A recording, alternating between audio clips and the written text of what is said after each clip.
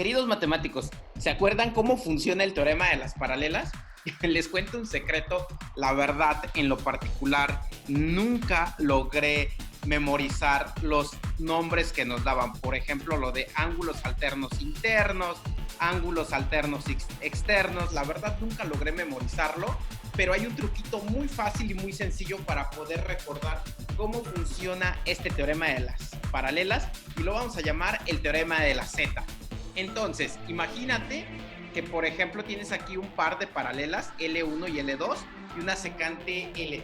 Recuerda que esto funciona si solo si tienes un par de paralelas. Entonces, imaginemos que este ángulo mide X. Entonces, el teorema de la Z nos dice lo siguiente: todos los ángulos que quedan dentro de una Z deben de medir lo mismo. Entonces, por ejemplo, podemos en esta parte dibujar una Z. Ya la estás viendo, de color rojo.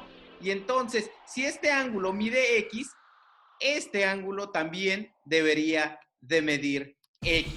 ¿Estamos de acuerdo? Así de sencillo es como funciona el teorema de la Z. Y también, aparte de ello, sabemos que los ángulos que están opuestos por el vértice deben de medir lo mismo. Y por ello, este ángulo también debe de medir X. ¿Qué te parece si este concepto lo aterrizamos en un ejemplo? Entonces, vamos a colocar aquí la palabra ejemplo. ¿De acuerdo? Coloquemos nuestros par de líneas paralelas. Tenemos nuestro par de líneas paralelas. Tracémosle una secante e imaginemos que este ángulo que les voy a dibujar mide, por ejemplo, este ángulo mide 110.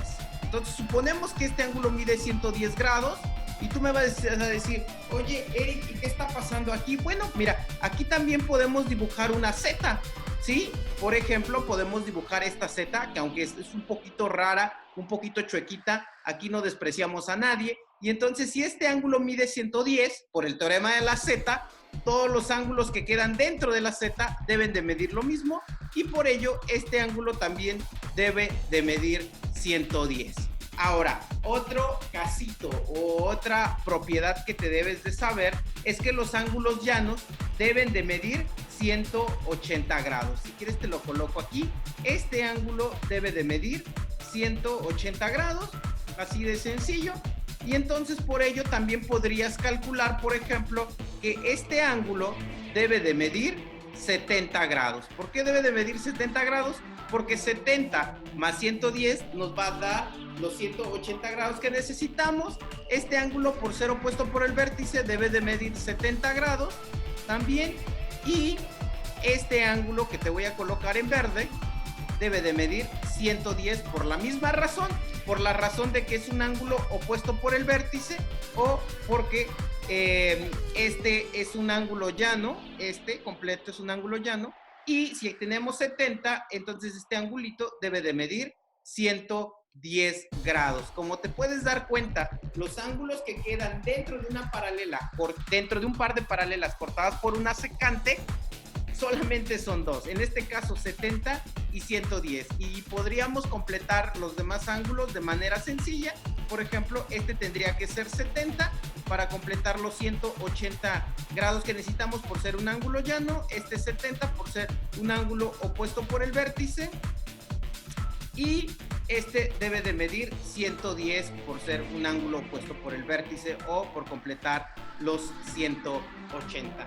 Entonces, en conclusión, muy sencillito, si tienes un par de líneas paralelas y tienes una secante que los corta y tienes un ángulo, por ejemplo, este es un ángulo de 30 grados, entonces el ángulo que queda dentro de la Z también debe de medir 30 grados. Espero te sirva este truquito de mucho. Te mando un abrazo. Saludos.